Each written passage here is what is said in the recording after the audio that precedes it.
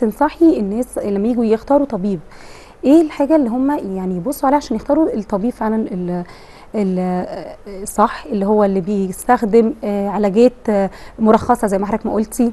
دي حاجه زي كده صعب التاكد منها ازاي؟ هقول لحضرتك، هي صعب التاكد منها في البدايه. بس في خطوات احنا بنمشي عليها. يسمعوه يا فندم. نمره 1 و2 و3 يسمعوه، يشوفوا هو وجهه نظره ايه. تمام. اذا في حاجات نازله على صفحته من شغله يشوفوها.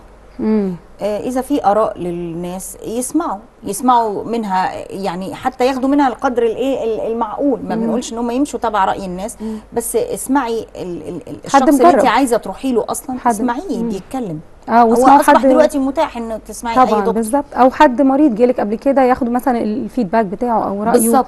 ده لو ما فيش، احنا بنقول لو ما فيش حد مثلا جه، لو ما حدش خاض التجربه ديت، فهو حد بيجرب من الاول. يسمع الشخص اللي هو رايح له. طيب عرفت وضعك ايه، هتروح له. الخطوه اللي بعد كده هتتوجه له، اطمنت شويه تتوجه له. هتقعد تتكلم معاه برضو جوه عيادته.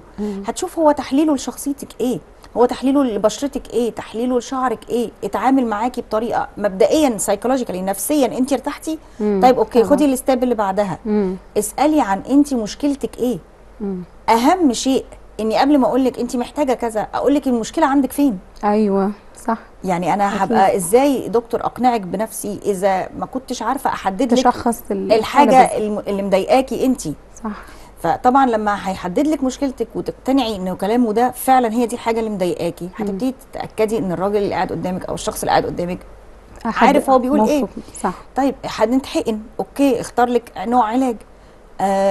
اطلبي تشوفيه.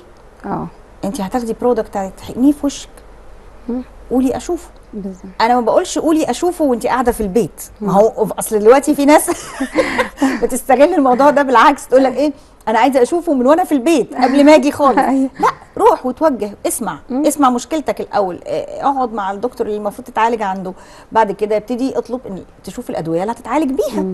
صح. شوف ترخيص وزاره الصحه، تتاكد من التاريخ، تاريخ الصلاحيه، تاكدي منه بنفسك. ده اهم شيء عندي طبعا. ده من اهم الاشياء، تاريخ الصلاحيه. عندك بقى بعد كده قدره انك تقعدي تقري عن البرودكت اللي هتتحقنيه. اقري، تعمل سيرش على النت. السوشيال ميديا سلاح ذو حدين. طبعا.